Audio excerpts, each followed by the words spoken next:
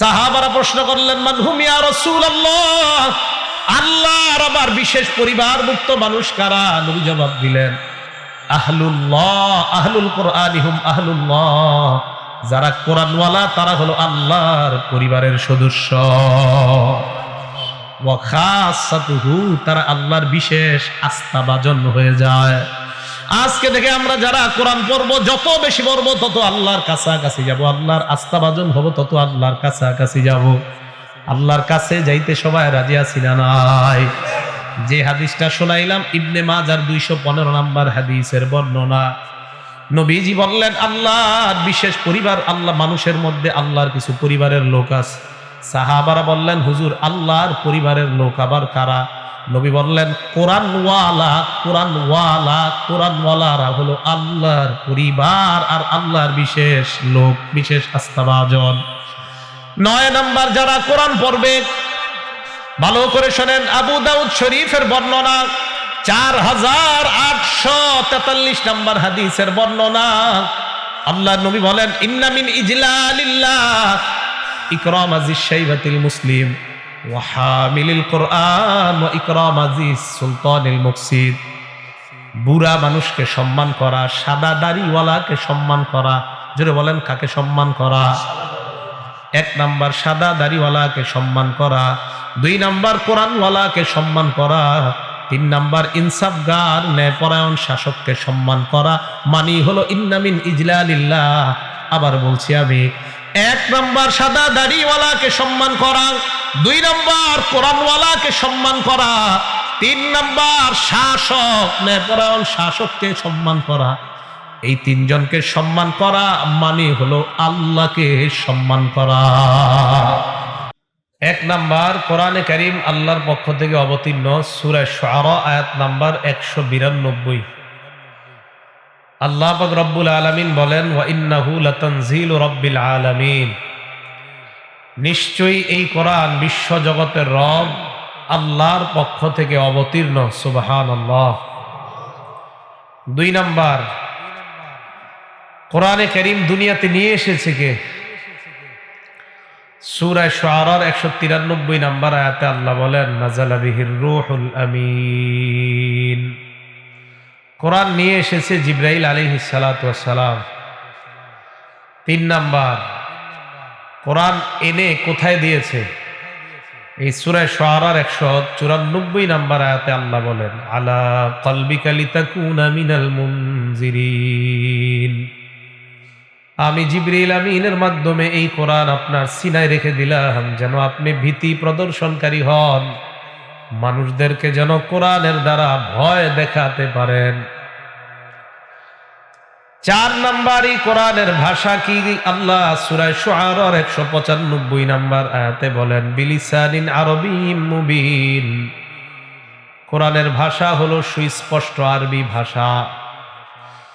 সূরা যুখরুফ আয়াত নাম্বার 3 আল্লাহ বলেন, ইন্না আনজালনাহু কুরআনান আরাবিয়্যা, আমি এই কোরআন নাজিল করলাম আরবি ভাষায়।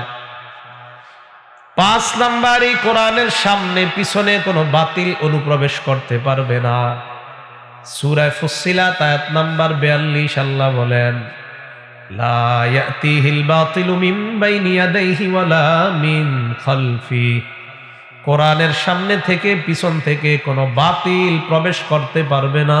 বলেন সুবহানাল্লাহ। বাতিল ঢুকতে পারবে না।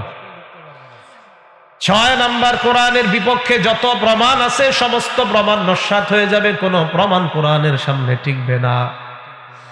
সূরা ফুরকানের 33 নাম্বার আয়াতে আল্লাহ বলেন, ওয়ালা ইয়াতুনাকা বিমাসালিন ইল্লা জিনাকা বিল হাক্কি ওয়া আহসানা তাফসীরা, কোরআনের বিরুদ্ধে যত প্রমাণ তারা আপনার কাছে পেশ করুক হাবিব, আমি আল্লাহ এর সুন্দর উত্তম সমাধান আপনার কাছে পেশ করে দেই, কোরআনের সামনে কোনো প্রমাণ কখনো টিকবে না।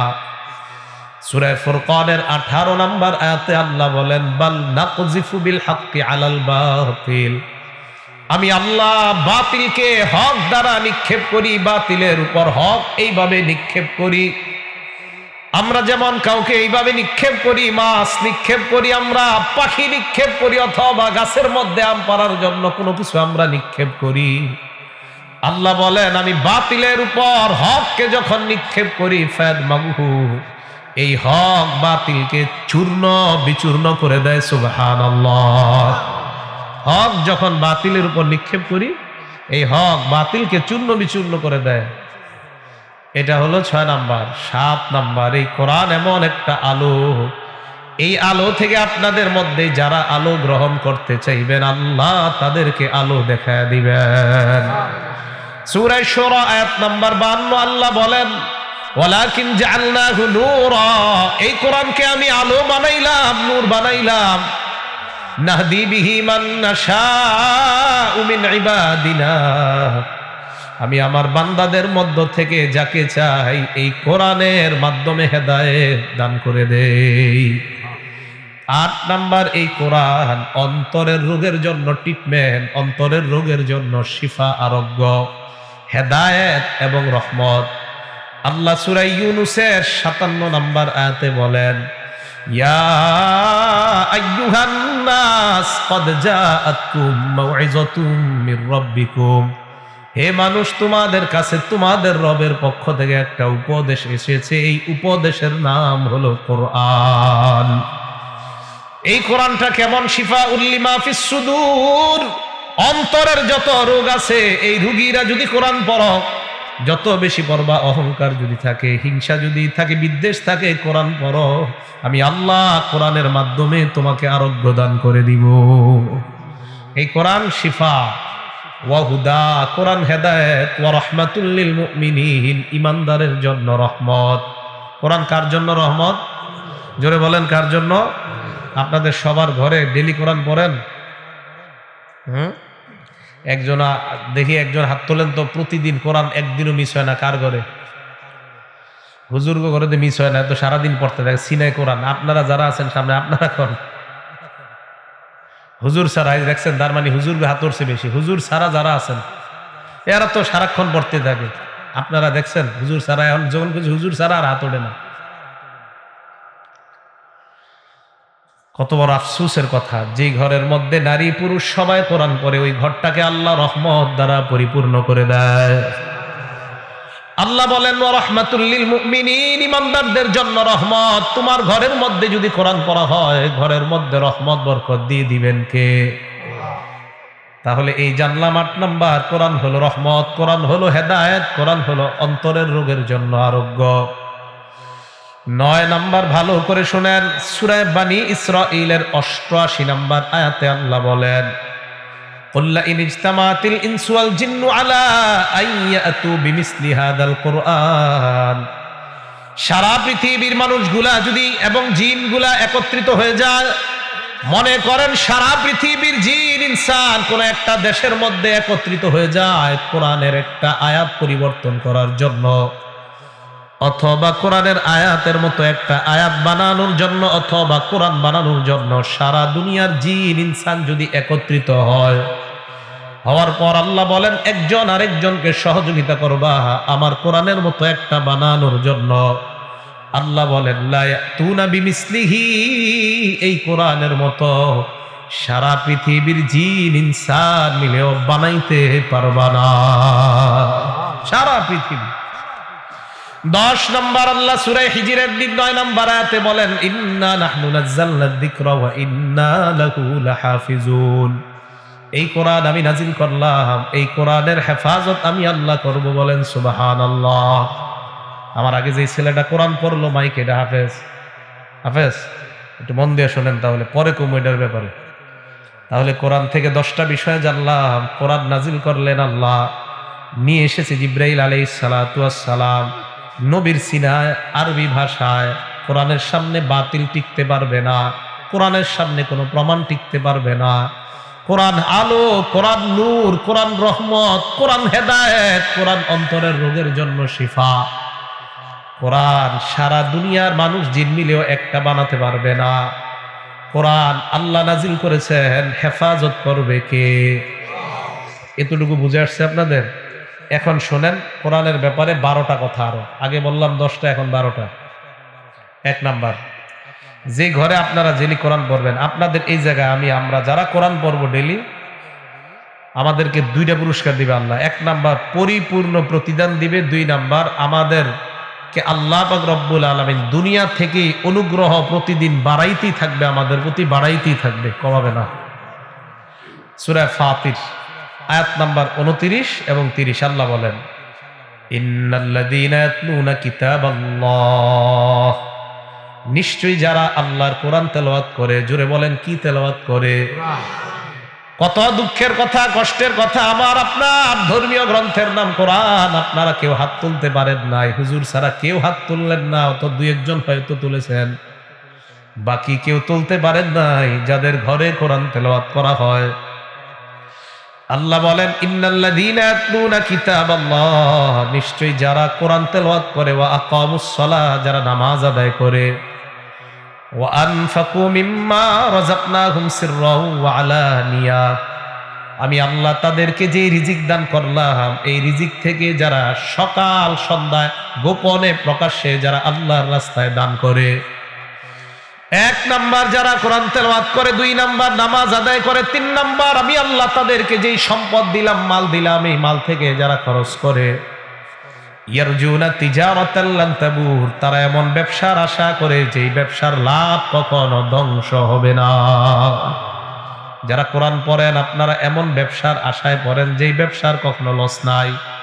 নামাজ যারা আমরা আদায় করি এমন ব্যবসা যেই ব্যবসার কোনো লস নাই। যাকাত যারা আদায় করে, দান সদকা করে, এটা এমন একটা ব্যবসা যেই ব্যবসার কোনো লস নাই।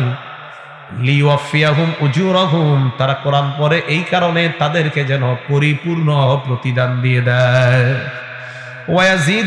ওয়ায়াজিদাহুম মিন ফাদলি, তাদেরকে অনুগ্রহ যেন আল্লাহ বাড়ায়া দেয়। মনে রাখবেন, যেই ঘরের মধ্যে কোরআন নিয়মিত পড়বেন, নামাজ পড়বেন, যেই ঘরের মধ্যে দান সদকা নিয়মিত করবেন, আপনাদেরকে পরিপূর্ণ প্রতিদানও দিবে আল্লাহ, আর আপনাদের ফজিলত আল্লাহ বাড়ায়া দিবেন। এ হলো কোরআনের 1 নাম্বার মর্যাদা। 2 নাম্বারটা একটা সুন্দর ঘটনা, মন দিয়ে শোনেন হাদিসের কথা। কিতাবের নাম ইবনে মাজাহ, হাদিস নাম্বার 2218, হাদিস নাম্বার 218।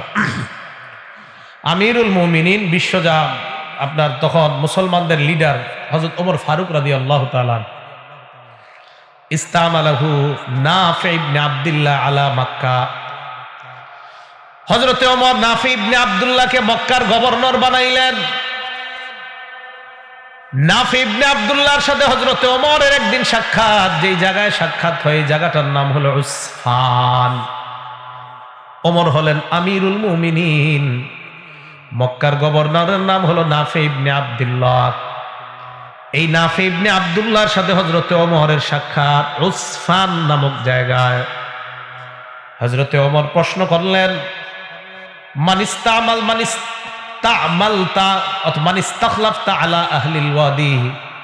মক্কার আশেপাশের যে গ্রাম, এই গ্রামের জন্য তুমি কাকে শাসক বানাইছো?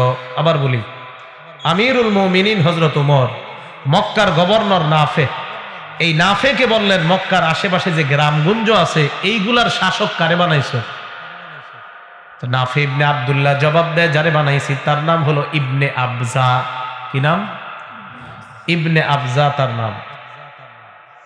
নাফি ইবনে আব্দুল্লাহ যখন বললেন তার নাম ইবনে আবজা, এই কথা বলার পর হযরতে ওমর বললেন, মান ইবনু আবজা, ইবনে আবজাটা আবার কে? ইবনে আবজা কে? এটা কি আবার? নাফি ইবনে আব্দুল্লাহ জবাব দিলেন, হুয়া রাজুলুম মিন মাওয়ালিনা, সে হলো আমাদের একজন মুক্ত গোলাম, সে একজন গোলাম, আমরা তারে আজাদ করছি, এরকম একজন গোলাম। ওমর ফারুক বললেন, একজন গোলামকে তুমি শাসক বানাইলা, শাসন ভারের কাজ কি একজন গোলাম করতে পারবে? একজন গোলামকে কিভাবে শাসক বানাইলা? হযরতে ওমরকে জবাব দেয়, আমিরুল মুমিনিন, যদিও লোকটা গোলাম হয়, তার মাঝে 3টা গুণ আছে, এই 3 গুণের কারণে আমি তাকে শাসক বানায়া দিলাম। কয় গুণ? 1 নাম্বার, ইন্নাহু লাকারিউন লিকিতাবিল্লাহ, এই ব্যক্তি আল্লাহর কোরআনের একজন বিশেষজ্ঞ বান্দা। 2 নাম্বার, এই লোকটা আলিমুন বিল, আওয়াজ বাড়াইছে না করছে? আপনাদের বাড়াইতে গেছে কি? মাইক আমি কইছি বাড়াইতে, প্রথম থেকে বলছি বাড়াইবেন না, আমি বসার পরে আমার কথা চলবো সব। এক নাম্বার, ইন্নাহু লাকারিউন লিকিতাবিল্লাহ, ওই ব্যক্তি যেই ব্যক্তি আল্লাহর কোরআন সম্পর্কে বিশেষ অভিজ্ঞ। দুই নাম্বার, আলিমুন বিল ফারাইজ, যেই লোকটা ফরাইজ সম্পর্কে অভিজ্ঞ। তিন নাম্বার, কাযিন, এই লোকটা বিচারক, এই লোকটা বিচার কার্য করতে পারে। আমিরুল মুমিনিন, তিনটা গুণ থাকার কারণে লোকটা যদিও গোলাম ছিল, এই কারণে লোকটার কোরআনের জ্ঞান আছে। কোরআনের জ্ঞান থাকার কারণে আমি তাকে ওই গ্রামের শাসক বানায় দিলাম। হযরত ওমর এই কথা শোনার পর জবাব দেয়, হ্যাঁ হ্যাঁ, আল্লাহর নবী বলেছেন, ইন্নাল্লাহা ইয়ারফাউ বিহাযাল কিতাবি আকওয়ামান ওয়া ইয়াদউ বিহি আখারিন, এই কোরআনের মাধ্যমে কিছু কিছু সম্প্রদায় মানুষের মর্যাদা আল্লাহ বাড়ায়া দেয়। আজকে একজন গোলাম, তার মাঝে কোরআনের জ্ঞান থাকার কারণে গোলাম হওয়ার পরেও তাকে আল্লাহ শাসন কাজের মতো দায়িত্বে অধিষ্ঠিত করে দেয়। বলেন কোরআনের দাম আছে না নাই? রিকশাওয়ালাও যদি কোরআন পড়ে তার মর্যাদা বাড়াবেন কে? আমরা সবাই যদি কোরআন পড়ি আমাদের মর্যাদা বাড়িয়ে দিবেন কে? আল্লাহ মর্যাদা বাড়াবেন। এই হলো দুই নাম্বার, কোরআন ওয়ালার মর্যাদা আল্লাহ বাড়ায়। তিন নাম্বার, যে কোরআন পড়ে আর যে পড়ায় তারা দুনিয়ার শ্রেষ্ঠ মানুষ। যে কোরআন পড়ে আর যারা পড়ায় তারা দুনিয়ার শ্রেষ্ঠ মানুষ। আপনাদের এলাকায় হেফজখানা মাদ্রাসা আসেনি? হেফজখানা মাদ্রাসায় সারাদিন কি হয় বলেন? কোরআনের তেলাওয়াত, আম পারা কায়দা অথবা কোরআন, এছাড়া তো আর কিছুই হয় না। আল্লাহ নবী তিরমিজি শরীফের 2909 নাম্বার হাদিসের মধ্যে বলেন, খায়রুকুম মান তাআল্লামাল কুরআন ওয়া আল্লামা, তোমাদের মধ্যে সর্বোত্তম ওই ব্যক্তি যেই ব্যক্তি কোরআন শিখে অন্যকে শিখায়। আপনাদের এলাকার মাদ্রাসার এই ছাত্রগুলা দুনিয়ার শ্রেষ্ঠ মানুষ, এতে কোনো সন্দেহ নাই। যদি কেউ বলে মাদ্রাসার ছাত্র এরা কি বুঝে, কোরআন কি বুঝে, বুঝতে হবে ওই লোকটা না বুঝে অবুঝের মতো কথা কয়। অবুঝ, এটা অবুঝ। যদি কেউ বলে মাদ্রাসার ছেলেরা কি বুঝে, কিছু বুঝে না, যে এই কথা বলে সে অবুঝ, সত্যি বলছে অবুঝ। যদি এই কথা বিশ্বাস না হয় আমার সামনে বসাবেন। এই কথা যদি কেউ বলে যে মাদ্রাসার ছাত্ররা কি বুঝে, এটা যে বলে সে অবুঝ। সে যে অবুঝ এই প্রমাণ করবো আমি অসংখ্য অগণিত দলিল দেয়া সামনে বৈশা। সে যে অবুঝ, একটা দলিল না, অসংখ্য অগণিত দলিল ইনশাআল্লাহ। যে বলবে মাদ্রাসার ছাত্ররা অবুঝ, তারে আমি বুঝাবো আপনি সবচেয়ে বড় অবুঝ। তিরমিজি শরীফের 2909 নাম্বার হাদিসে নবী বললেন যে কোরআন পড়ে আর যারা পড়ায় তারা দুনিয়ার শ্রেষ্ঠ। সুবহানাল্লাহ। 4 নাম্বার মর্যাদা, কোরআনের এক অক্ষর পড়লে সাথে সাথে তার আমল নামায় 10টা নেকি লেখা হয়।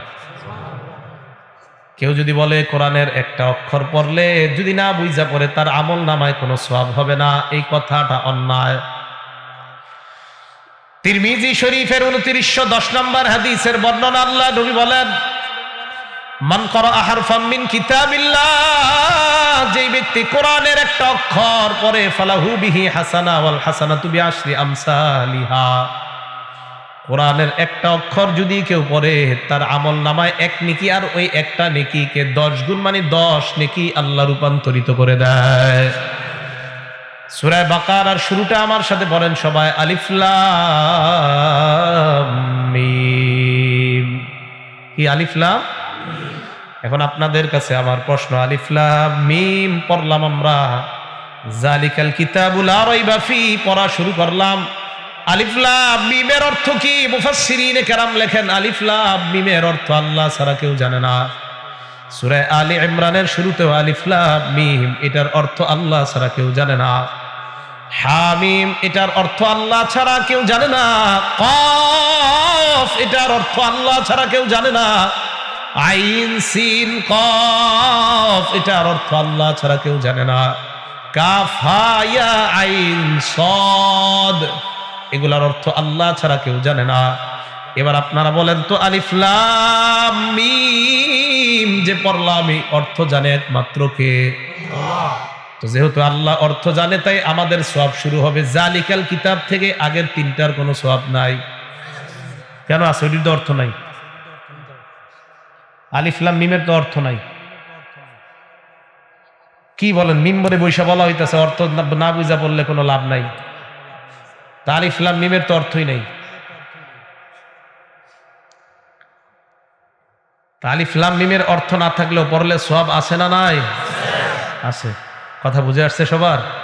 এই জন্য এইখানে বৈশা কথা বলতে খুব সাবধান। তিরমিজি শরীফের 2314 নম্বর হাদিসের বর্ণনা, ক্বালা রাসূলুল্লাহ সাল্লাল্লাহু আলাইহি ওয়াসাল্লাম ইন্নার রাজুলা লা ইয়াতাকাল্লামু বিল কালিমা লা ইয়ারা বিহা বাসা। মানুষ মাঝে মাঝে এমন কথা বলে যেই কথা না যাই না আন্দাজি বলে, সে জানেও না কি কথা বলছে। ইয়াহউই বিহা 70 খরিফান ফিন্নার, যেই কথার কারণে তার 70 বছর জাহান্নাম ফয়সালা হয়ে যায়। বলেন নাউজুবিল্লাহ। তিরমিজি শরীফের 2315 নম্বর হাদিসের বর্ণনা, আল্লাহ নবী বলেন ওয়াইলুল লিল্লাযী ইউহাদ্দিসু লিইউদহিকা বিহিল কওম ফায়াকযিবু। ওই ব্যক্তি ধ্বংস যে ব্যক্তি মানুষের সামনে কথা বলে মানুষকে হাসানোর জন্য, কথার মধ্যে রং ঢং আর মিথ্যা লাগায়, আর মানুষ হাসে, যুবকরা হাসে, স্টাইলিশদেরকে দেখা যুবকরা হাসে, হে হে করে হাসি দেয় মাদ্রাসা নিয়ে কিছু বললে। আল্লাহ নবী কয় কারো ব্যাপারে আন্দাজি মিথ্যা বানাইয়া যদি কিছু কও, ওয়াইলুল্লাহ ওয়াইলুল্লাহ, তুমি ধ্বংস, তুমি ধ্বংস। বলেন নাউজুবিল্লাহ। হাসেন না? যারা হাসেন প্রত্যেকটা কথার দলিল দিব কোরআন হাদিস দিয়ে। এক একটা কথা শুনে হাসছেন, কমি মাদ্রাসার ব্যাপারে কথা শুনে হাসছেন, আপনারা হাসির কারণে বুখারী শরীফের বর্ণনা, মানুষ মাঝে মাঝে এমন কথা বলে মায়া তাবায়্যানু ফিহা, চিন্তা ভাবনা ছাড়া, গবেষণা ছাড়া মাদ্রাসায় কি হয় না হয় এটা না দেখা কথা বলে। নবীজি বলেন এই জাহান্নামে যাবে, দুনিয়ার পূর্ব পশ্চিম যত বড় এই পরিমাণ গভীরে জাহান্নামে এসে যাবে। কথা কি বুঝে আসছে? তো কোনো প্রতিষ্ঠানের ব্যাপারে বলার আগে চিন্তা ভাবনা করে বলা। মনে রাখবেন, সৌদি আরব দাওয়াত তাবলিগের ব্যাপারে বলছে না, এই যে তাবলিগ সম্পর্কে বইলা ফেললো, কেন বলছে জানেন? তাদের দেশে জুয়া খেলা হয়, তাস খেলা হয়, পিছনে লা ইলাহা ইল্লাল্লাহ মুহাম্মাদুর রাসূলুল্লাহ এটা লেখা, পিছনে, সামনে নারী পুরুষ নাচতাছে। এখন হুজুরা কি করব? মানুষের মাইন্ডসেট অন্যদিকে ঘুরানোর জন্য ফতোয়া একটা দিয়ে দিছে তাবলিগওয়ালারা ভালো না। এখন পুরো দুনিয়া তাবলিগ নিয়ে ব্যস্ত, এরা আকাম নিয়ে ব্যস্ত। কথা বুঝে আসে নাই? তো বলতেছিলাম, কারো ব্যাপারে কথা বলার আগে না জানবেন কিচ্ছু বললেন না, চুপচাপ থাকেন, চুপ থাকবেন, মুক্তি পাইবেন। কথা বলবেন। তিরমিজি শরীফের 2616 নম্বর হাদিস, মুআয ইবনে জাবাল বলে ইয়া রাসূলুল্লাহ ইন্না লামুআখাযুনা বিমা নাতাকাল্লাম, কথার কারণেও কি আমরা জাহান্নামে যাব? আল্লাহ নবী জবাব দিলেন হাল ইয়াকুব্বুন নাস ফিন্নারি আলা ওয়ুজুহিহিম আও আলা মানাখিরিহিম ইল্লা হাসাইদু আলসিনাতিহিম। বেশিরভাগ মানুষ এই মুখের কারণে, মুখের কর্তৃত ফসলের কারণে তাদের মাথাটা নিচের দিকে দিয়া, পাগুলা উপরের দিকে দিয়ে, এইভাবে তাদেরকে মাথার উপর হাঁটাইতে হাঁটাইতে জাহান্নামে নিক্ষেপ করা হবে। বলেন নাউজুবিল্লাহ। তাহলে বলেন কথা কি আজে বাজে কথা বলা যাবে? যাবে না। 4 নাম্বার, কোরআনের মর্যাদা জানলাম, এক অক্ষরে নেকি কয়টা? নবী বলেন লা আকুলু আলিফ লাম মিম হারফুন ওয়ালাকিন আলিফুন হারফুন ওয়া লামুন হারফুন ওয়া মিমুন হারফুন। তোমরা যারা আলিফ লাম মিম পড়লা, এই পুরাটা একটা অক্ষর নয়, বরং আলিফ একটা অক্ষর, লাম একটা অক্ষর, মিম একটা অক্ষর। আলিফ লাম পড়লার সাথে সাথে তোমার আমল নামায় 30টা সওয়াব লিপিবদ্ধ হয়ে যায়। 5 নাম্বার, কোরআনের মর্যাদা, আমরা যারা কোরআন পড়বো, আল্লাহ নবী বলেন তোমরা কমলার মতো মুসলমান। কিসের মতো? তাও মিষ্টি কমলা, টক কমলা না। আল্লাহ নবী বলেন যে ইমানদার নিয়মিত কোরআন পড়ে, এই ইমানদার আল্লাহর কাছে কমলা, মিষ্টি কমলার মতো স্বাদওয়ালা এবং গ্রানওয়ালা ইমানদার হয়ে যায়। বুখারী শরীফের 5427 নম্বর হাদিসের বর্ণনা, আল্লাহ নবী বলেন মাসালুল মুমিনিল্লাযী ইয়াকরাউল কুরআন, যে ইমানদার কোরআন পড়ে, কামাসালিল উতুজ্জাহ, এই ইমানদারের দৃষ্টান্ত হলো কমলার মতো, কমলার মতো। রিহুহা তাইয়িবুন, যে কমলার ঘ্রাণ বড় চমৎকার, ওয়া তা'মুহা তাইয়িবুন, কমলার স্বাদ বড় চমৎকার। আল্লাহ নবী বলেন যে ইমানদার কোরআন পড়ে নিয়মিত, এই ইমানদারের ঘ্রাণও আল্লাহর কাছে বড় চমৎকার, এই ইমানদারের স্বাদও বড় চমৎকার। যে ইমানদার কোরআন তেলাওয়াত করে তার দৃষ্টান্ত কমলার মতো।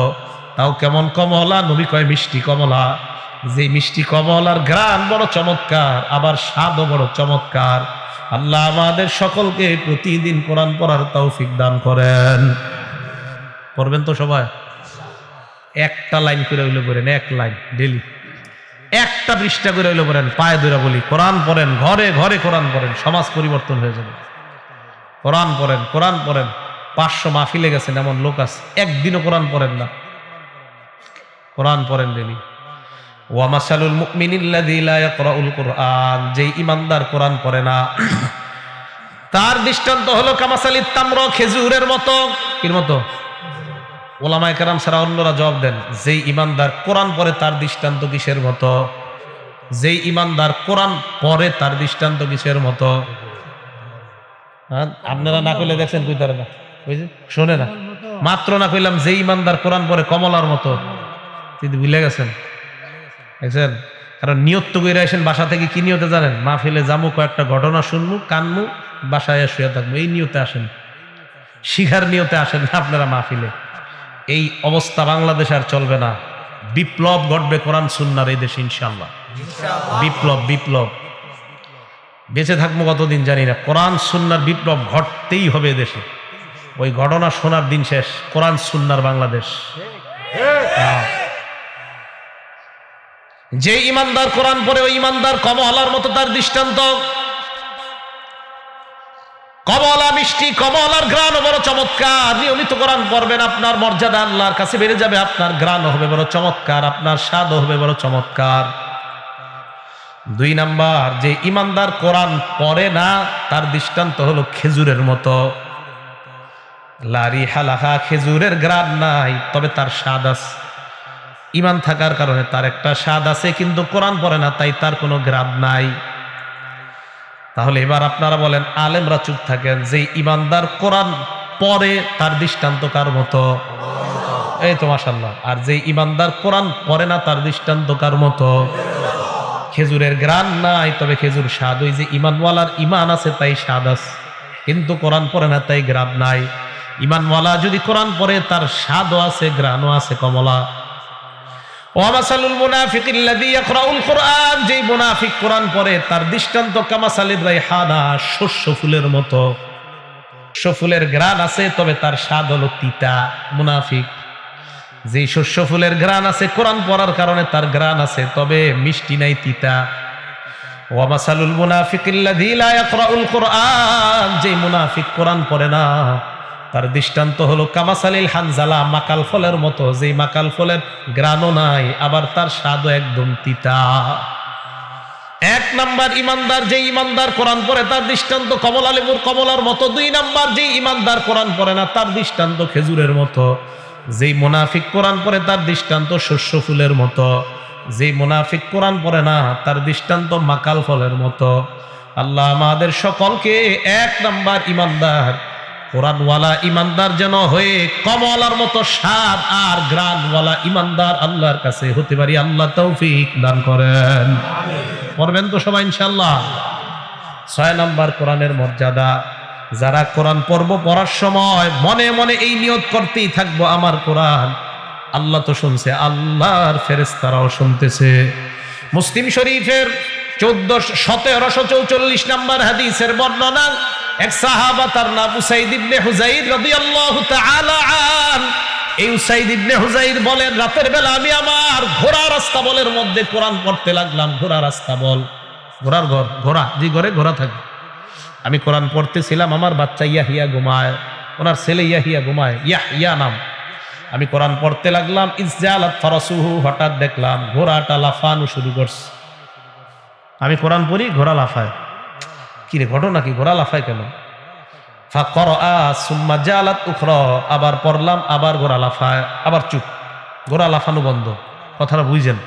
আমি কোরআন পড়লাম, ঘোড়া লাফায়। কোরআন পড়ি না, ঘোড়া লাফায় না। 2 বার। ফাকরা, আবার আমি পড়তে লাগলাম, সুম্মা জালাত উখরা, আইজন, আবার ঘোড়া লাফায়।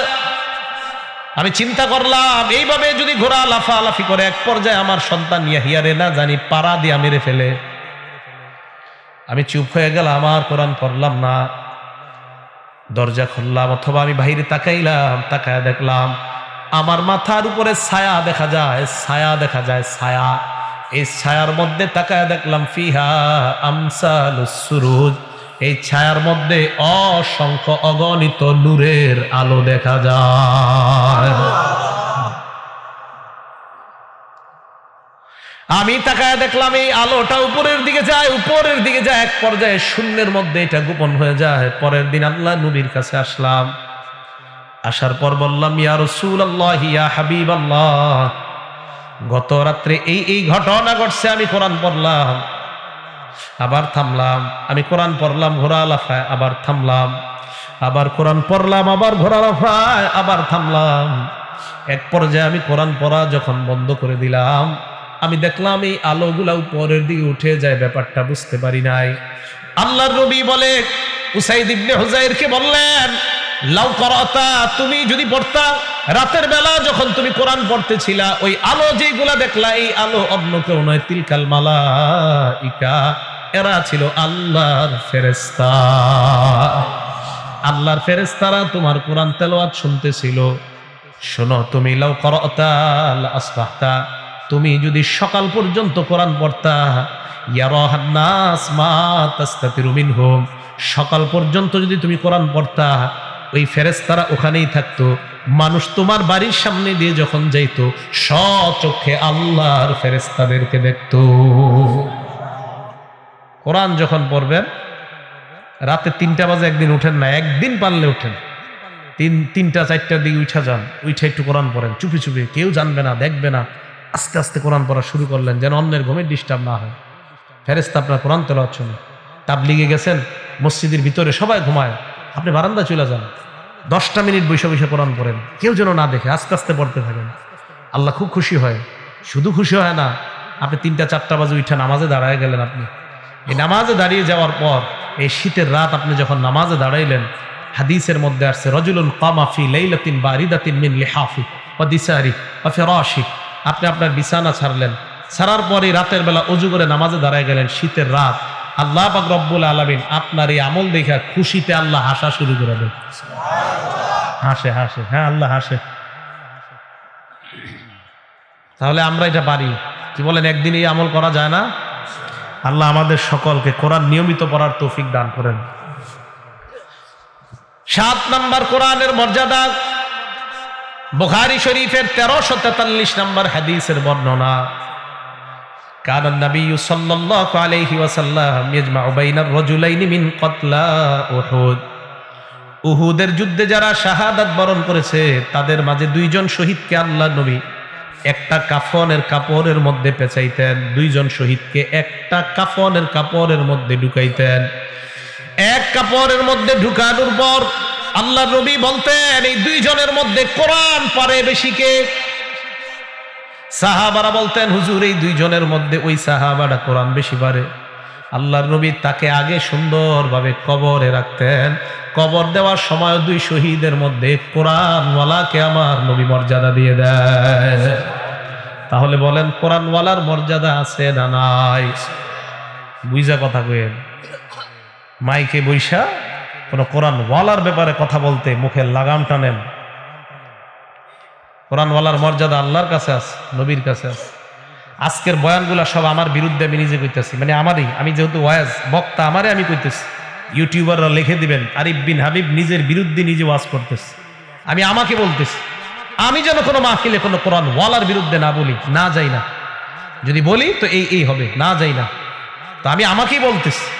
কওমি মাদ্রাসাকে আমি কেউ কিছু বলে, আমিও যদি কিছু বলি, তো আমার জানতে হবে এখানে আসলে কি এটা হয় কিনা। আমিও যদি বলি, মনে করো আমার বিরুদ্ধে, আমি আমাকেই বলছি, সব মুখে লাগাম টানতে হবে। নবীজি 2 জন মরা মানুষকে দাফন করবে, 2 জন শহীদের, কয় কোরআন পারে বেশি কোনটা? ওই জায়গায় নবী কোরআনওয়ালার মর্যাদা দেয়। 8 নাম্বার কোরআনওয়ালার মর্যাদা, এটা আপনাদেরকে আমি কিভাবে বুঝাই? আগে ওয়াদা করেন নিয়মিত একটু হলেও কারা কারা কোরআন পড়বেন। একটু আপনারা আলেমরা হাত নামান, আপনারা উঠে রাখেন, সবাই উঠান, উঠে রাখেন। আগে কথাটা বল, হাত তোলা অবস্থায় শোনেন কথাটা, হাত তোলা অবস্থায় শোনেন, হাত তোলা অবস্থায় কথাটা শোনেন। আমাদের দেশে প্রধানমন্ত্রী অথবা এমপি অথবা আপনাদের এমপিদের খাস লোক, বিশেষ লোক আছে না নাই? কথায় কথায় আমরা বলি অমুক লোক এমপি সাহেবের বিশেষ লোক, এমন বলি কিনা আমরা? সমস্ত বাদশাদের বাদশাকে আওয়াজ দিয়ে বলেন, আমাদের পরিচয়টা যদি এমন হয় আমরা আল্লাহর বিশেষ মানুষ, এই পরিচয় কারা কারা চাই? আমরা চাই তো সবাই? নবীজি বলেন ইন্না লিল্লাহি আহলিনা মিনান নাস, আল্লাহর বিশেষ কিছু পরিবারের সদস্য আছে মানুষের মধ্যে। সাহাবারা প্রশ্ন করলেন মান হুম ইয়া রাসূলুল্লাহ, আল্লাহর আবার বিশেষ পরিবারভুক্ত মানুষ কারা? নবী জবাব দিলেন আহলুল্লাহ, আহলুল কুরআনি হুম আহলুল্লাহ, যারা কোরআনওয়ালা তারা হলো আল্লাহর পরিবারের সদস্য। ওয়া খাসাতুহু, তারা আল্লাহর বিশেষ আস্থাভাজন হয়ে যায়। আজকে থেকে আমরা যারা কোরআন পড়বো, যত বেশি পড়বো তত আল্লাহর কাছাকাছি যাব, আল্লাহর আস্থাভাজন হব তত আল্লাহর কাছাকাছি যাব। আল্লাহর কাছে যাইতে সবাই রাজি আছি না নাই? যে হাদিসটা শোনাইলাম ইবনে মাজার 215 নম্বর হাদিসের বর্ণনা। নবীজি বললেন আল্লাহর বিশেষ পরিবার, আল্লাহ মানুষের মধ্যে আল্লাহর কিছু পরিবারের লোক আছে। সাহাবারা বললেন হুজুর আল্লাহর পরিবারের লোক আবার কারা? নবী বললেন কোরআনওয়ালা, কোরআনওয়ালা, কোরআনওয়ালারা হলো আল্লাহর পরিবার আর আল্লাহর বিশেষ লোক, বিশেষ আস্থাভাজন। 9 নম্বর যারা কোরআন পড়বে, ভালো করে শোনেন, আবু দাউদ শরীফের বর্ণনা 4843 নম্বর হাদিসের বর্ণনা। আল্লাহর নবী বলেন ইন্না মিন ইজলালিল্লাহ ইকরাম আজিজ শাইবাতিল মুসলিম ওয়া হামিলিল কুরআন ওয়া ইকরাম আজিজ সুলতানিল মুকসিদ। বুড়া মানুষকে সম্মান করা, সাদা দাড়িওয়ালাকে সম্মান করা। জোরে বলেন কাকে সম্মান করা? 1 নাম্বার সাদা দাড়িওয়ালাকে সম্মান করা, 2 নাম্বার কোরআনওয়ালাকে সম্মান করা, 3 নাম্বার ইনসাফগার ন্যায়পরায়ণ শাসককে সম্মান করা। মানি হলো ইন্না মিন ইজলালিল্লাহ। আবার বলছি আমি, 1 নাম্বার সাদা দাড়িওয়ালাকে সম্মান করা, 2 নাম্বার কোরআনওয়ালাকে সম্মান করা, 3 নাম্বার শাসক ন্যায়পরায়ণ শাসককে সম্মান করা। এই 3 জনকে সম্মান করা মানে হলো আল্লাহকে সম্মান করা। কারে সম্মান করা? তাহলে বলেন মাদ্রাসার কোরআনের ছাত্র যারা, তাদেরকে সম্মান করা মানে কারে সম্মান করা? মুখে লাগাম টানেন, লাগাম টানেন। কোরআনওয়ালাকে নিয়ে কথা বলার আগে মুখে লাগাম টানেন। কোরআনওয়ালাকে সম্মান করা মানে আল্লাহকে সম্মান করা। বুঝে আসছে কিছু?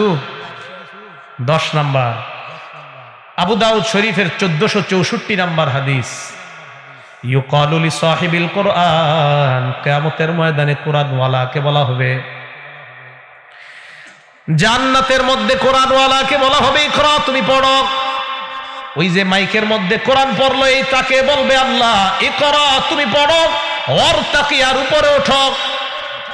সুবহানাল্লাহ, তুমি পড়ো আর উপরে ওঠো। ফাইন্না মানজিলাকা ইনদা আখিরি আয়াতিন তাকরাউহা, তোমার জায়গা কতটুকু? কয় পড়তে থাকো, পড়তে থাকো, পড়তে থাকো, পড়তে থাকো। 6236 নাম্বার তালায় গিয়ে থামবা।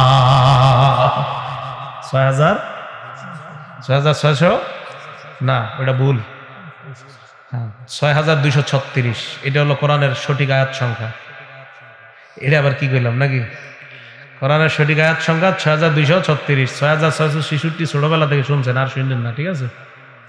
তো 6236। তাহলে বলেন আজকে কিছু শিখা যাইতেছে কিনা? এখন থেকে মাহফিলে শিখার নিয়তে আর খাতা কলম নিয়ে যাবেন সব মাহফিলে, তাহলে কিছু শিখতে পারবেন না, তো শিখাবো না। এই যে 6236 জানলেন, এটা তো লেখা রাখা দরকার ছিল। আপনি তো 6666 যে সারা জীবন শুনতেছেন, আর কত শুনবেন? এই যে আজকে থেকে শুনবেন না। যে ছেলেটা কোরআন পড়লো তাকে বলবে কোরআন পড়ো আর উপরে ওঠো। কত উপরে? কয় পড়তে থাকো, পড়তে থাকো, পড়তে পড়তে মিনাল জিন্নাতি ওয়ান নাস, তুমি থামবা আর তোমার মর্যাদা গিয়ে সেখানে থামবে। তাহলে একটা ছেলেকে হাফেজে কোরআন বানাইলে লাভ না লস? এই হলো 10 নম্বর মর্যাদা। 11 নম্বর মর্যাদা, মুস্তাদে আহমদ একটা কিতাবের নাম, হাদিস নাম্বার 22950 নম্বর হাদিস, ইন্নাল কোরআন ইয়ালকা সাহিবাহু ইয়াউমাল কিয়ামাহ, কোরআন কিয়ামতের ময়দানে কোরআনওয়ালার সাথে সাক্ষাৎ করবে। যারা নিয়মিত কোরআন পড়বেন, কোরআন আপনার সাথে সাক্ষাৎ করবে। আপনার সাথে সাক্ষাৎ করার পর কোরআন বলবে হাল তারিফুনি, আমাকে তুমি চিনো? তা আপনি বলবেন না, তোমারে আমি চিনি না। কোরআন বলবে আনা সাহিবুকাল কোরআন, আমি হলাম দুনিয়ার তোমার সাথী পবিত্র কোরআন। আল্লাযী আযমাতুকা ফিল হাওয়াজির, তোমার রমজান মাসে দিনের বেলা আমি খাইতে দেই নাই, ওয়া আসহারতু লাইলাতাক, রাতের বেলা তোমাকে আমি ঘুমাইতে দেই নাই। এই কথা বলার পর ফায়ুতাল মুলকু আন ইয়ামিনি, তার ডান হাতের মধ্যে জান্নাতের বাদশাহী দেওয়া হবে, ওয়াল খুলদান ইয়াসারি, তার বাম হাতের মধ্যে জান্নাতের স্থায়ীভাবে থাকার সার্টিফিকেট দিয়ে দেওয়া হবে। ওয়া ইউদউ আলা রাসিহি তাজুল ওয়াকার, তার মাথায় সম্মানের মুকুট পরায় দেওয়া হবে। তার মা বাবাকে 2 জোড়া জান্নাতের কাপড় পরায় দেওয়া হবে, পোশাক পরায় দেওয়া হবে। মা বাবা সিংহাসনের মধ্যে বসে বলবে, বিমা কুসিনা হাজিহি, আমাদেরকে কেন এই পোশাক পরানো হলো?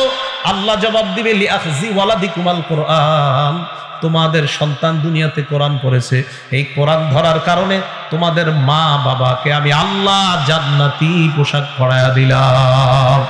কিয়ামতের ময়দানে সব তাকায় দেখবেন এই ছেলের মা বাবারে আল্লাহ জান্নাতের পোশাক পরায় দিচ্ছে। 12 নম্বর মর্যাদা, কিতাবের নাম সহিহ ইবনে হিব্বান, হাদিস নাম্বার 124 নম্বর হাদিস। ক্বালা রাসূলুল্লাহ সাল্লাল্লাহু আলাইহি ওয়াসাল্লাম, আল্লাহ নবী বলেন, আল কোরআনু শাফি', কোরআন সুপারিশকারী। বলেন জোরে জোরে, কোরআন কি কারী? আরো জোরে, কোরআন, কোরআন, সবাই বলেন কোরআন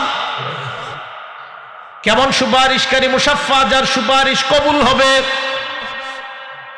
মাহিল, কোরআন বিতর্ককারী। মুসাদ্দাক, কোরআনের বিতর্ক গ্রহণ করা হবে। সুপারিশ কবুল করে, তার বিতর্ক গ্রহণ করে আল্লাহ কোরআনওয়ালাকে জান্নাত দান করে দিবেন। যারা নিয়মিত কোরআন পড়বেন আপনার জন্য, কোরআন সুপারিশ করতে করতে আপনাকে জান্নাতের মেহমান বানায়া দিবেন। আপনার বাবা মারা গিয়েছে, রুহের মাগফিরাতের জন্য দোয়া চাইলেন, আপনারা মাহফিলের আয়োজন করলেন, একবার সূরা ইখলাস পড়বেন, 10 পারা কোরআনের সওয়াব আপনার বাপের কবরে আল্লাহ দিয়ে দিবেন। 2 বার কুল হু আল্লাহ পড়বেন, 20 পারা কোরআনের সওয়াব আল্লাহ আপনার বাবার কবরে দিয়ে দিবেন। 3 বার কুল হু আল্লাহ পড়বেন নিয়ত করে, আল্লাহ আপনার বাবার কবরে 30 পারা কোরআনের সওয়াব পৌঁছায় দিবেন। আর আপনার বাবার জন্য মিলাদ দিলেন, ইয়া নবী সালামু আলাইকা, এটা বললে কিচ্ছু হইব না, এটা বললে কি হবো না? তার কত জিলাপি সিন্নি খাওয়াবেন, এরকম হুজুর দাওয়াত দিয়া বাপের নামে মিলাদ পড়ান, কিচ্ছু হবো না, এটা বললে কিচ্ছু হবো না আপনার আব্বার কবরে। উল্টা মায়ের মুর আরো বাড়ে কিনা আমি টেনশনে আছি। হ্যাঁ, এইগুলা কই পান আপনারা? মানে এটা কে বানাইছে? যে এটা না, এটা কারোর কষ্ট দেওয়ার জন্য বলতেছি না, এটা কে বানাইলো? এটা কোত্থেকে আসলো? এটা আমি তো জানি না কোত্থেকে আসলো। তো যেহেতু আমরা জানি না, এটা মানাই দরকার নেই। আমরা জানি কোনটা, আল্লাহুম্মা সাল্লি আলা মুহাম্মাদ ওয়া আলা আলি মুহাম্মাদ কামা সাল্লাইতা আলা ইব্রাহিম ওয়া আলা আলি ইব্রাহিম ইন্নাকা হামিদুম মাজিদ। সবাই পারেন কিনা? এটা কে কারে শিখাইছে একটু বলি, এরপরে গুরুত্ব দিবেন। দুনিয়ার আখেরাতের শ্রেষ্ঠ মানুষ, দুনিয়া আখেরাতের শ্রেষ্ঠ মানুষ, দুনিয়ার শ্রেষ্ঠ উম্মত, দুনিয়া আখেরাতের শ্রেষ্ঠ মানুষ আমাদের নবী, দুনিয়া আখেরাতের শ্রেষ্ঠ উম্মত আবু বকর সিদ্দিক। এই শ্রেষ্ঠ মানুষ শ্রেষ্ঠ উম্মতকে এই দুরূদ শরীফ শিখাইয়া দিছে। শ্রেষ্ঠ মানুষ শ্রেষ্ঠ উম্মতকে যেই দুরূদ শিখাইলেন, ওটা পড়বো নাকি আমাদের বানানোটা পড়বো? ভাই কথা বুঝে আসছে তো? তো ওইটা আমরা না পড়া পড়ি, কোনটা? বানানোটা পড়বো, সওয়াব হবে না, ওইটা বললে সওয়াব হবে। আল্লাহ কবুল করুন। এই হলো 12টা মর্যাদা বললাম, আগের 10টা 22টা, এখন 7টা কথা মন দিয়ে শুনেন, সর্বশেষ 7টা কথা। 1, এই কোরআন আল্লাহ নাজিল করছে চিন্তা ভাবনা করার জন্য, গবেষণা করার জন্য। এটা নিয়ে ঝামেলা শুরু হয়েছে আমাদের দেশে। সূরা সদ আয়াত নাম্বার 29 আল্লাহ বলেন, কিতাবুন আনজালনাহু ইলাইকা মুবারাকুল লিয়াদাব্বারু আয়াতি। এটা এমন একটা কিতাব, যে কিতাবটা বরকতময়। লিয়াদাব্বারু আয়াতিহি, এই কোরআন আমি নাজিল করলাম যেন তারা চিন্তা ভাবনা করে, গবেষণা করে। তো প্রশ্ন করতে পারেন, মাদ্রাসার মধ্যে কোরআন নিয়ে গবেষণা হয় কিনা? ছাত্ররা যেন কোরআন গবেষণা করতে পারে, এই জন্য আরবি ভাষার উপর তাদেরকে 4 বছর শুধু আরবি ভাষার উপর পাণ্ডিত্য করা হয়। 4 বছর পর্যন্ত তাদেরকে আরবি ব্যাকরণ শেখানো হয়, এরপর তাদেরকে কোরআন দেওয়া হয়। কেন দেওয়া হয়? ইহদিনাস সিরাতাল মুস্তাকিম। এরপরে আপনারা পড়েন, এরপরে সিরাতাল্লাযিনা। কেন? আমি যদি বলি সিরাতুল্লাযিনা, হবে না? কেন হবে না? আপনার কে কইছে হবে না? সাধারণ পাবলিক যে কইলেন হবে না, কেন হবে না? আপনার কে সাহস দিল আমার ভুল ধরার? কে কইছে অর্থ পাল্টাইছে? অর্থ পাল্টাইব না, অর্থ ঠিকই থাকবো। তু পেশ, তি জের, ত জবর, জবর দিমু, পেশ দিমু না কেন? জের দিমু না কেন? জবরই দিতে হইব কেন? এই কেন দিতে হইব? কমি মাদ্রাসারে এই 4 বছর শিখানো হয় কেন জবর দিবা। এইখানে কথা বলতে সাবধান, লাগাম টানো। 4 বছর শুধু শিখানো হয় কেন সিরত তয়ের উপর জবর হবে, জের হবে না কেন, পেশ হবে না কেন?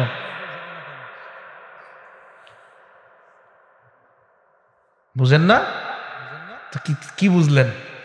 4 বছর শুধু তার আপনি কোরআনের সব আয়াতের জের জবর উঠায় দেন, কওমি মাদ্রাসার আলেম মাওলানা যে হয়েছে তাকে লাগায় দেন জের জবর লাগানোর জন্য, বাস একের পর এক লাগিয়ে দিবে আরবি ব্যাকরণ অনুযায়ী। সুবহানাল্লাহ।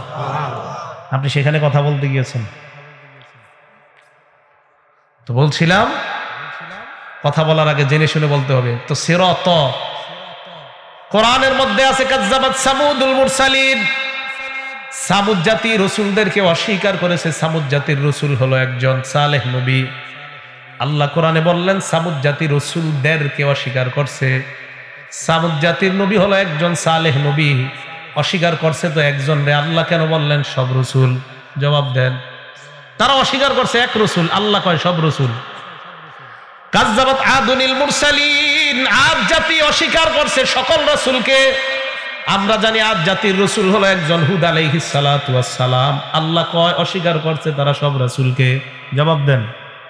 এটারে কয় কোরআন। তো এটা কি হুজুর? এটার জবাব আছে। রাসূল অস্বীকার করলো একজন, আল্লাহ কয় সবাই অস্বীকার করছে। কথা কাটটা সত্য, আল্লাহটাই সত্য, কিন্তু বুঝে তো আসে না। বুঝে আসবে কখন? কোরআন যখন বুঝবেন। আর না বুঝবেন তখন আগে পরে না পড়া যখন মিম্বরে বসবেন, বসার পরে আপনি এমন ভুল করবেন যে ভুলের কারণে সারা জীবন খালি পস্তাবেন। কিভাবে? আপনাদের এই এলাকার মসজিদে আমার ইমাম হিসাবে নিয়োগ দিলেন আমাকে। ফজরের নামাজের সময় আমি ঘুম থেকে উঠলাম, উঠার পর সামনে গিয়ে ইমামতিতে দাঁড়ায় নামাজ পড়লাম। নামাজ পড়ানোর পর সালাম ফিরাইলাম। 10 জন মুসল্লি খেয়াল করছে হুজুর তো ঘুম থেকে উঠে উজু করে নাই। কি করে নাই? হাসলেন কেন আপনারা? কারণ আমি উজু করি নাই। এখন আপনারা আমার 10 জন ধরছেন হুজুর, ঘটনা একটা শরীয়ত কি পাল্টায় ডাল্লায় গেছিনি। আরে কি হয়েছে? আপনি যে ফজরের নামাজ পড়াইলেন ঘুম থেকে উঠা উজু করেন নাই, আমি বুখারী শরীফ খুইলা দলিল দেখায় দিব আল্লাহ নবী ঘুম থেকে উঠা নামাজ পড়ছে, উজু করে নাই। কই যাবেন? লাগাম টানেন। বুখারী শরীফ থেকে দলিল দিব নবীজি ঘুম থেকে উঠা নামাজ পড়াইছে, উজু না উজু করে নাই। হ্যাঁ, হাদিসে আসছে নাক ডাইকা ঘুমায়া উইঠার পরে নামাজ পড়াইছে। তো নাক ডাকলে কি আমগো উজু থাকে? আরে নাক ডাকলে ঘুম হয় কিনা? এরকম ঘুম থেকে উইঠা নামাজ পড়াইছে উজু ছাড়া। কোন? আমিও পড়াইছি, দলিল আছে বুখারী শরীফের। কেন আমার ইমামতি খাইবেন? দলিল তো আছে। এখন ঘটনা হলো কি, পণ্ডিত করে আমি শুধু এই হাদিসটা পড়ে এসে আপনাকে সামনে ভাব মারাইতেছি, আগে পরের কোনো হাদিস আর পড়ি নাই। নবীজি জবাব দিয়ে দেয় তোমাদের ঘুম আর আমার ঘুম এক না। তোমাদের ঘুম আর আমার ঘুমের মধ্যে পার্থক্য হলো আমি যখন ঘুমাই আমার চোখ ঘুমায়, অন্তর ঘুমায় না। তোমরা যখন ঘুমাও তোমাদের চোখ ঘুমায়, অন্তর ঘুমায়। তোমরা ঘুমাইলে তোমাদের চোখ ঘুমায়, অন্তর ঘুমায়, তাই তোমাদের ওযু আছে না নাই তোমরা বুঝতে পারো না। আমি ঘুমাইলে শুধু চোখ ঘুমায়, অন্তর ঘুমায় না, তাই আমি বুঝতে পারি আমার ওযু আছে না নাই। এই জন্য তোমাদের ওযু করা লাগে, কারণ তোমাদের জানা নাই ওযু আছে না নাই। আমার ওযু না থাকলেও আমি বুঝতে পারি, কারণ আমার অন্তর জাগ্রত। আমার ওযু থাকলেও বুঝতে পারি, কারণ আমার অন্তর জাগ্রত। তাহলে বুঝেন হাদিস বুঝতে হবে কি হবে না? দলিল দিয়ে যদি আমি এরকম ওযু ছাড়া নামাজ পড়াই আমার চাকরি থাকবে না। আবার দলিলও দিছি। আল্লাহ আমাদেরকে কোরআন হাদিস বুঝার তৌফিক দান করেন। পড়াশোনা পড়াশোনা এখানে বসতে হবে, পড়াশোনা করে। পড়াশোনা না করে বসবেন তখন কইবেন ওই মাদ্রাসায় এটা হয়, ওই জায়গায় এটা হয়। কারণ আপনি পড়াশোনা করে বসেন নাই তো, তখন খালি কইবেন ওই মাদ্রাসায় এটা হয়, তাবলিগলারা এই, তাবলিগলারা সেই। কারণ পড়াশোনা করে বসেন নাই তো এই জায়গায়, তখন এডি এডি করে সময় কাটাইতে হবে। আর আমি এই পর্যন্ত আপনাদের সামনে বৈশা এখন পর্যন্ত এই পর্যন্ত প্রায় 24টা দলিল আমার দেওয়া হয়ে গেছে। বুঝাইতে চাইলাম অনেক কিছু। তো বলতে চাইলাম 24টা না, কোরআনের দলিল দিছি 12টা, হাদিসের দলিল 12টা, 13টা, হাদিসের দলিল দিছি 11টা। 13 আর 11 কত হয়? হ্যাঁ, 24টা দলিল হয়েছে। পরে আরো বাকিগুলো গণেন। তো এবার সূরা সদের 29 নম্বর আয়াত, এই হলো 25টা দলিল। এই আয়াতে আল্লাহ বলছে কোরআন নাজিল করেছি আমি গবেষণা করার জন্য। তাহলে গবেষণা কমি মাদ্রাসা হয় কি হয় না? কিভাবে হয়? 4 বছর 5 বছর তাদেরকে পণ্ডিত বানায় কোরআন দেয়। এবার কোরআনের পুরা 30 পারার অনুবাদ পড়ে, অনুবাদ পড়ার পর একটু যখন বড় হয় এরপর তাদেরকে জালালাইন নামে একটা কিতাব দেওয়া হয়। জালালাইন পুরাটা আরবি কিতাব, কোরআনের অনুবাদ বাংলায় না জালালাইন। কোরআনের আয়াত আরবি, আয়াতের ব্যাখ্যাও আরবি। যেমন আছে ওয়ায়াকুলুনা মাতা হাযাল ওয়াদু, এই মাতা হাযাল ওয়াদুর ব্যাখ্যা হলো মাতা ওয়াদুল হাসরি। কোন তো কি কইছি কিছুই বুঝেন নাই। এটাই তো মাতা হাযাল ওয়াদু 29 নম্বর পারার 3 নম্বর পৃষ্ঠা আছে।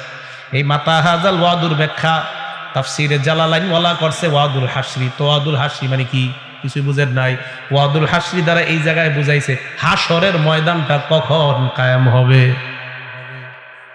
বুঝাইতে চাইলাম। প্রথমে 30 পারা কোরআন তাদেরকে পড়ানো হয় অনুবাদ, এরপরে তাফসীরে জালালাইন দেওয়া হয়। কথা জানবেন তারপর বলবেন এখানে বৈশা। এরপর যখন তারা মেশকাত জামাতে ভর্তি হয় তখন তাদেরকে আরেকটা কিতাব দেওয়া হয়, এটার নাম তাফসীরে বাইজবী। এটা পড়তে গিয়ে আপনার দাঁত কয়েকটা থাকে আর কয়েকটা পরে আল্লাহ ভালো জানে। এটার নাম হলো তাফসীরে বাইজবী। এই তাফসীরে বাইজবী পড়ার পর পরের বছর দাওরায়ে হাদিস, দাওরায়ে হাদিসের মধ্যে বুখারী শরীফ পড়ানো হয়। এই বুখারীর পুরো একটা অধ্যায় আছে, বিশাল বড় অধ্যায়ের নাম কিতাবুত তাফসীর। এই কিতাবুত তাফসীরের মধ্যে কোরআন অনুযায়ী হাদিস দ্বারা ব্যাখ্যা করা হয়েছে। ইমাম বুখারী রাহমাতুল্লাহি আলাইহির লেখা। মজার ব্যাপার, এই কিতাবুত তাফসীরটাই বুখারীর অংশটা আমি পড়াই। তাহলে আমি তো জানি আমার ছাত্রদেরকে আমি কি পড়াই। 1 নাম্বার কোরআন নাজিল করলাম কেন? গবেষণা করার জন্য। তাহলে বলেন মাদ্রাসার মধ্যে গবেষণা হয় কি হয় না? 2 নাম্বার তাআহাদুল কোরআন, কোরআন তোমরা যত্ন করবা। হাফেজ যে মাইকের মধ্যে কোরআন পড়ছে, আপনাদের যাদের সন্তান কোরআন পড়ার নিয়মিত কোরআন পড়তে বলবেন। যদি কোরআন না পড়ে ভুলে গেলে কোরআন অসংরক্ষণ হয়ে যায়।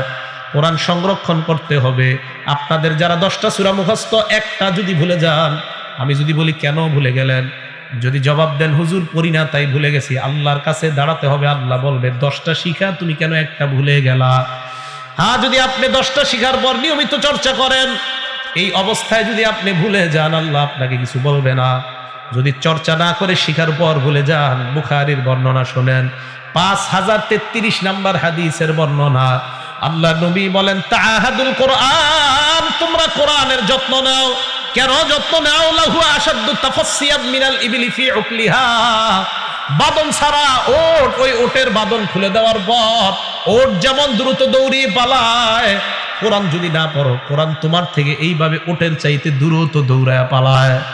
কোরআন যদি শিখা না পড়েন, কোরআন আপনার থেকে ওট যত দ্রুত গতিতে দৌড়ায় পালায়, এর চাইতে বেশি দ্রুত কোরআন আপনার থেকে দ্রুত দৌড়িয়ে পালিয়ে যায়। তাহলে কোরআনের হাফেজ সাহেব যারা আছে নিয়মিত কোরআন পড়তে হবে, ভুলে গেলে খবর আছে। 3 নাম্বার, কোরআন পড়ার সময় যেন আপনার চোখ থেকে পানি আসে, অন্তরটা যেন বিগলিত হয়। বুখারী শরীফের 5055 নাম্বার হাদিসের বর্ণনা। আব্দুল্লাহ ইবনে মাসউদ রাদিয়াল্লাহু তাআলা আনহুকে আল্লাহ নবী বলেন ইকরা আলাইয়া, তুমি কোরআন পড়ো, তুমি আমারে কোরআন পড়ে শোনাও। আব্দুল্লাহ ইবনে মাসউদ জবাব দেয় আকরাউ আলাইকা উনজিলা, হুজুর আমি কোরআন পড়বো, আপনার উপরেই তো কোরআন নাজিল করা হয়েছে। আল্লাহ নবী জবাব দিলেন ইন্নী আশতাহি আন আসমাহু মিন গায়রি, আমার মাঝে মাঝে অন্যের কাছ থেকে কোরআন শুনতে মন চায়। এই কথা বলার পর আব্দুল্লাহ ইবনে মাসউদ সূরা নিসা তেলাওয়াত করা শুরু করলেন। পড়তে পড়তে 41 নাম্বার আয়াত পর্যন্ত যখন গেলেন, 41 নাম্বার আয়াতটা হলো ফাকাইফা ইযা জিনা মিন কুল্লি উম্মাতিন বিশাহীদ। এই আয়াতের অর্থ হলো কিয়ামতের ময়দানে কেমন অবস্থা হবে উম্মতের। এই উম্মতের প্রত্যেক উম্মত থেকে যখন একজন সাক্ষী আমি আল্লাহ বের করব। এই আয়াত শোনার পর আল্লাহ নবী বললেন থামো। আব্দুল্লাহ ইবনে মাসউদ বলেন আমি থেমে গেলাম। থেমে যাওয়ার পর নবীর চোখের দিকে তাকাইলাম, তাকায় দেখলাম আইনাহু তাজরিফান, নবীর চোখ থেকে অশ্রু প্রবাহিত হয়ে যায়। কেন নবী কাঁদতে লাগলেন? কারণ উম্মতের কথা নবীর মনে পড়ছে। কিয়ামতের ময়দানে উম্মতের কি অবস্থা হবে যখন প্রত্যেক উম্মত থেকে একজন সাক্ষী বের করা হবে। তাহলে কোরআনের 3 নাম্বার চাহিদা হলো, আমরা যখন কোরআন পড়ব আমাদের অন্তর বিগলিত হয়ে চোখ দিয়ে যেন অশ্রু প্রবাহিত হয়। একা একা যখন কোরআন পড়বেন, কোরআনের অনুবাদ পড়ার পর জাহান্নামের আয়াতগুলো আসার পর ওই আয়াতের মধ্যে চিন্তা ভাবনা গবেষণা করবেন, করার পর আপনার চোখ দিয়ে যেন পানি আসে। এই চোখের পানি যদি আল্লাহর ভয় হয়, আল্লাহ নবী বলেন লা ইয়ালিজিন নার রাজুলুন বাকা মিন খাশিয়াতিল্লাহ, ওই বান্দা জাহান্নামে প্রবেশ করবে না যেই বান্দার চোখ থেকে আল্লাহর ভয়ে একটু পানি প্রবাহিত হয়। হাত্তা ইয়াউদাল লাবানু ফিদ দারই, গরুর উলান থেকে দুধ বের করার পর ওই দুধ উলানের মধ্যে ফিরায়া দেওয়া যেমন অসম্ভব, আল্লাহর ভয়ে যদি সামান্য পানি বের হয় তাকে জাহান্নামে দেওয়া অসম্ভব। সামান্য পানি যদি বের হয় আল্লাহর ভয়ে। আল্লাহ আমাদেরকে কোরআন এইভাবে বুঝে শুনে পড়ার তৌফিক দান করেন। 4 নাম্বার, মাঝে মাঝে কোরআন অন্যরে শোনানো। দলিল মুসলিম শরীফের 1749 নাম্বার হাদিস। নবীজি সাহাবা উবাই ইবনে কাব রাদিয়াল্লাহু তাআলা আনহুকে বললেন, ইন্নাল্লাহা আমারানি আন আকরা আলাইকা, আল্লাহ আমাকে আদেশ করছে তোমাকে কোরআন শোনানোর জন্য। উবাই ইবনে কাব বলেন, আল্লাহু সাম্মানি, আল্লাহ আমার নাম ধরছে। আল্লাহ নবী কয়, হ্যাঁ আল্লাহ তোমার নাম নিয়ে বলছে তোমারে যেন আমি কোরআন শোনাই। উবাই কয়, হুজুর আল্লাহ কুদরতি মুখে আমার নামটা নিছে নি? কয়, হ্যাঁ আল্লাহ তোমার নাম নিয়ে বলছে আমি নবী যেন তোমারে কোরআন শোনাই। আমার নবীর একজন সাহাবার নাম আমার আল্লাহর কুদরতি মুখে উচ্চারণ হয়ে যায়। উবাই ইবনে কাবকে আল্লাহ নবী কোরআন শোনাইলেন। নবী আবার কোরআন শোনায়, আবার বলে, উবাই আল্লাহ আমাকে বলছে তোমাকে কোরআন শোনানোর জন্য। তাহলে কোরআনের 4 নাম্বার একটা গুরুত্বপূর্ণ বিষয়, আমরা মাঝে মাঝে অন্যকে কোরআন শোনাবো। 5 নাম্বার, কোরআনের একটা বিষয়, কোরআন কখনো পরিত্যাগ করা যাবে না, কোরআন কখনো অবজ্ঞা করা যাবে না। আল্লাহ পাক রব্বুল আলামিন সূরা ফুরকানের 29 নাম্বার আয়াত 30 নম্বরে কোরআন শিখলেন এমন এক ব্যক্তির কাছ থেকে যার কোরআন পড়া অশুদ্ধ, তার কাছ থেকে কোরআন শিখবেন না। কোরআন পড়া যার শুদ্ধ বিশুদ্ধ তার কাছে কোরআন শিখবেন। বুখারী শরীফের 4999 নাম্বার হাদিস। ক্বালা রাসূলুল্লাহ সাল্লাল্লাহু আলাইহি ওয়াসাল্লাম, আল্লাহ নবী বলেন, খুজুল কুরআন মিন আরবাআত, 4 ব্যক্তি থেকে তোমরা কোরআন শিখবা। 1 নাম্বার, মিন আব্দুল্লাহ ইবনে মাসউদ রাদিয়াল্লাহু তাআলা আন, আব্দুল্লাহ ইবনে মাসউদ থেকে তোমরা কোরআন শিখবা। আব্দুল্লাহ ইবনে মাসউদ ওই সাহাবা। আব্দুল্লাহ ইবনে মাসউদ একদিন নামাজ পড়তেছে, নামাজের মধ্যে দাঁড়ায় কোরআন পড়তেছে। নবীজি দাঁড়ায়, আবু বকর সিদ্দিক, ওমর, হযরতে আবু বকর ওমর আসছে, তারা নবীর সাথে দাঁড়ায় আছে। আল্লাহ নবী আব্দুল্লাহ ইবনে মাসউদের কোরআন তেলাওয়াত যখন শুনলেন, শুইনা কয়, আমার সাহাবা আব্দুল্লাহ ইবনে মাসউদ যেইভাবে কোরআন পড়তেছে আল্লাহ ঠিক এইভাবেই কোরআনটা নাজিল করেছেন। সুবহানাল্লাহ। তাহলে কোরআনের অভিজ্ঞ, কোরআনের পণ্ডিত, কোরআন বিশুদ্ধভাবে পড়তে পারে যেই ব্যক্তি, তার কাছ থেকে কোরআন শিখা। নবী বলেন 4 ব্যক্তির থেকে তোমরা কোরআন শিখবা। 1 নাম্বার আব্দুল্লাহ ইবনে মাসউদ, 2 নাম্বার সালেম, 3 নাম্বার মুআজ ইবনে জাবাল, 4 নাম্বার উবাই ইবনে কাব রাদিয়াল্লাহু তাআলা আনহুম। আল্লাহ নবী বলেন এই 4 ব্যক্তি থেকে তোমরা কোরআন শিখবা। সাহাবাদের মাঝে কোরআন আরো পারত, তবে এই 4 জনের নাম কেন বললেন? অন্যদের চাইতে এই 4 জনের কোরআন ছিল সবচেয়ে প্রসিদ্ধ, সবচেয়ে বিশুদ্ধ এবং সবচেয়ে সুন্দর তেলাওয়াত। আমরা এই হাদিস থেকে বুঝতে পারলাম, আমরা যারা কোরআন শিখবো, যাদের কাছ থেকে শিখবো, তারা যেন বিশুদ্ধ কোরআন পড়তে পারে, তাদের কোরআন পড়া যেন শুদ্ধ হয়, এই দিকে আমাদের খেয়াল রাখা। তাহলে কোরআনের 6 নাম্বার বিষয়টা যেটা খেয়াল রাখবো, যাদের কাছ থেকে আমরা কোরআন শিখবো তাদের পড়াটা যেন বিশুদ্ধ হয়। আল্লাহ এমন মানুষের কাছ থেকে কোরআন শিখার তৌফিক দান করেন। 7 নাম্বার, কোরআনের ব্যাপারে অন্যকে আমরা উৎসাহিত করব কিভাবে? আবু দাউদ শরীফের একটা হাদিস আছে, হাদিস নাম্বার 1456 নাম্বার হাদিস। ক্বালা রাসূলুল্লাহ সাল্লাল্লাহু আলাইহি ওয়াসাল্লাম, আল্লাহ নবী বলেন, মদিনার 2টা বাজারের কথা উল্লেখ করলেন নবী। একটা বাজারের নাম বুতহান, আর একটা বাজারের নাম আকিক। এই 2 বাজারের নাম উল্লেখ করে আল্লাহ নবী বলেন, তোমাদের কে চাও ওই বুতহান এবং আকিক বাজারের মধ্যে যাইবা, যাওয়ার পর 2 বাজার থেকে 2টা ওট তোমরা আনবা। এমন দুইটা ওট, যেই ওট দুইটা অনেক সুন্দর দেখতে, বড় হৃষ্টপুষ্ট। সাহাবারা কয় কুল্লুনা ইয়া রাসূলুল্লাহ, আমরা সবাই চাই এই দুই বাজারে গিয়ে ওট ক্রয় করে আনার জন্য। নবীজি বললেন, শোনো তোমরা, তোমাদের মধ্যে কেউ যদি মসজিদের মধ্যে যাও, যাওয়ার পর দুইটা আয়াত শিখতে পারো। কয় আয়াত? দুইটা আয়াত শিখতে পারো। ওই দুই ওট কিনলে তোমাদের যেমন সম্পদ হবে, এই দুইটা আয়াত যদি শিখতে পারো, ওই দুই উটের চাইতে তোমাদের আরো মর্যাদাপূর্ণ দুইটা সম্পদ অর্জন হয়ে যায়। নবী বলেন, যদি তিনটা আয়াত শিখতে পারো তাহলে তিনটা উট কিনলে যত মর্যাদা আর তোমাদের যত সম্পদ হবে, তিনটা আয়াত যদি শিখতে পারো এর চাইতে বেশি সম্পদওয়ালা তোমরা হয়ে গেলা। চারটা আয়াত যদি শিখতে পারো, 100-200 আয়াত, যত আয়াত তোমরা শিখতে পারবা, এইভাবে তোমরা মর্যাদাবান হয়ে যাইবা। তাহলে 7টা বিষয়ে খেয়াল রাখবো। 1 নাম্বার, কোরআন নিয়ে গবেষণা করা। 2 নাম্বার, কোরআন আমরা পড়ব, কোরআন পড়ার পর ভুলে যেন না যাই, তাই নিয়মিত আমরা কোরআন চর্চা করব। 3 নাম্বার, আমরা কোরআন পড়ার সময় আমাদের অন্তর বিগলিত হয়ে চোখ দিয়ে যেন অশ্রু প্রবাহিত হয়ে যায়। 4 নাম্বার, কোরআন আমরা যখন পড়বো অন্যকেও মাঝে মাঝে কোরআন শোনাবো। 5 নাম্বার, কোরআনকে কখনো অবজ্ঞা করব না। 6 নাম্বার, কোরআন আমরা অভিজ্ঞ ব্যক্তিদের থেকে শিখবো। 7 নাম্বার, কোরআনের আয়াত শিখলে কি ফজিলত আর কি মর্যাদা, এই বয়ান সারা দুনিয়ার উম্মতের সামনে আমরা প্রকাশ করব। তাহলে বুঝে আসছে কথাগুলা? 1 নাম্বার কথা ছিল 10টা বিষয় কোরআন থেকে আমরা জানলাম। 2 নাম্বার, কোরআনের 12টা ফজিলতের কথা জানলাম। 3 নাম্বার, কোরআনের ব্যাপারে 7টা বিষয় আমরা গুরুত্ব সহকারে খেয়াল রাখবো। এই 7টা বিষয় আমরা জানলাম। 10 আর 12 22, 22 আর 7 হয় 29টা। এই কোরআনের বিষয়ে মোট 29টা বিষয় জানলাম। এই বিষয়গুলো আমরা জেনে ঘরে ঘরে কোরআন শিক্ষার এত ব্যাপকভাবে আমরা বিস্তার ঘটাবো, বাচ্চা, ছেলে, মেয়ে, বিবি সকলে যেন কোরআন পড়তে পারে, এই চেষ্টা আমরা করব। বিশুদ্ধভাবে প্রতিদিন 1 পৃষ্ঠা হলেও আমরা কোরআন পড়ার চেষ্টা করব। এই ওয়াদাটা কি সবাই করতে পারি ইনশাআল্লাহ? বিশুদ্ধভাবে নাকি অশুদ্ধভাবে? বিশুদ্ধভাবে প্রতিদিন 1 পৃষ্ঠা হলে কোরআন পড়ার চেষ্টা করব। আল্লাহ পাক রব্বুল আলামিন আমাদের সকলকে যে কথাগুলো শুনলাম বললাম, এই কথার উপর আমরা সকলে যেন আমল করতে পারি, আল্লাহ তৌফিক দান করেন। আমিন। ওয়া আখিরু দাওয়ানা আনিল হামদুলিল্লাহি রাব্বিল আলামিন।